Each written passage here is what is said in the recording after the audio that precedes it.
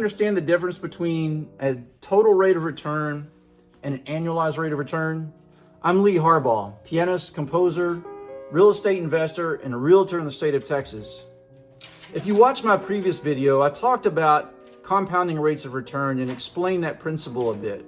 If you haven't watched it, I suggest you go watch it now before proceeding with the rest of this video.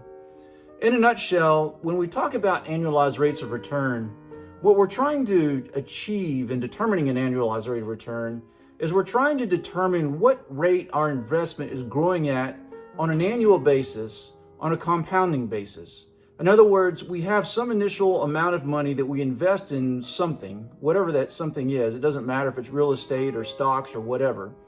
And every year we're earning a certain rate of return on that. And that rate is a compounding rate of return.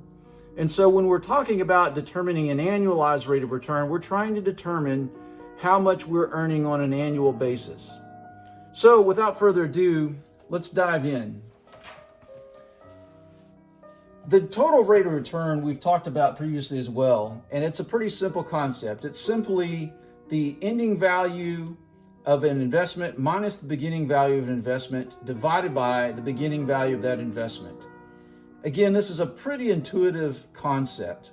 So as you can see in the example here, if we start with an initial investment of $100 and we know that at the end of 5 years, we have our value is $117, we can determine what our total rate of return is simply by taking the 117, subtracting the 100, which is our beginning value, and then dividing by 100.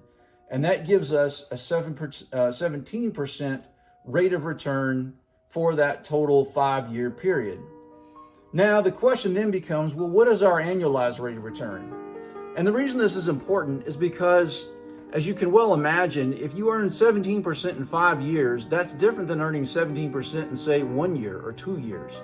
So earning 17% in 2 years is a much better prospect for you than earning 17% total over 5 years.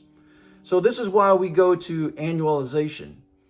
When we look here at annualizing that return, and again, if you recall from the previous video, our formula for that is simply the ending value divided by the beginning value to the 1 over t, where t represents the number of years that we held the investment, minus 1 times 100.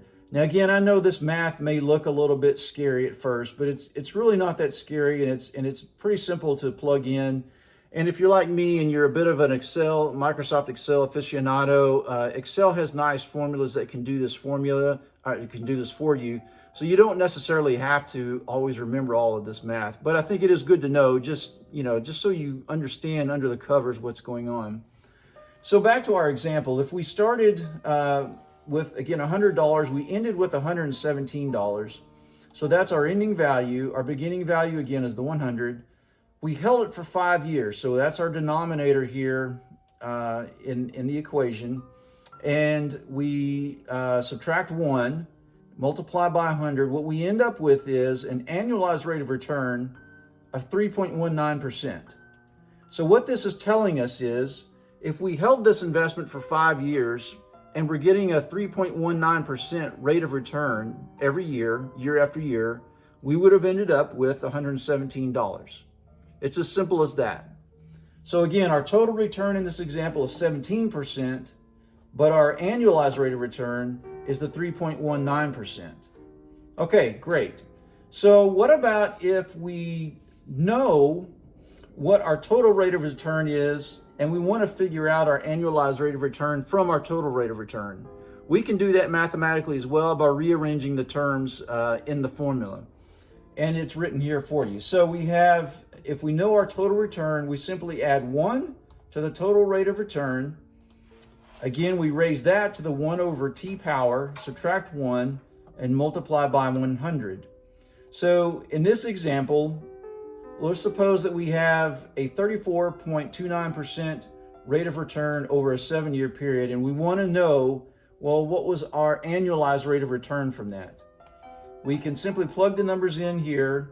We get 1.3429 to the 1 over 7 minus 1 times 100. That gives us an annualized rate of return of 4.3%. So again, if we know our total return, we can figure out the annualized rate of return. Of course, we have to know how many years we held the investment. So if we know the total return, we can figure it out. We can also figure out the annualized rate of return if we know the beginning value and the ending value of our investment. And again, how many years we actually invested, held the property for investment, or whatever investment is, however long we held it. So in a nutshell, that is the difference between an annualized rate of return and a total rate of return. Now, stay tuned to my next video where I'm going to continue talking a little bit more about compounding and annualized rates of return. And I'm going to talk specifically about the importance of understanding the difference between an annualized rate of return and an average annual rate of return, because there is a difference between those two. And I will say this time and time again. I have heard many people in the investment world, and specifically in the real estate investment world, refer to those two terms synonymously, and they're not synonymous. And I think it's important to understand the difference, because it's important that you understand what you're getting into in your real estate investing. Stay tuned. Thank you, and see you soon.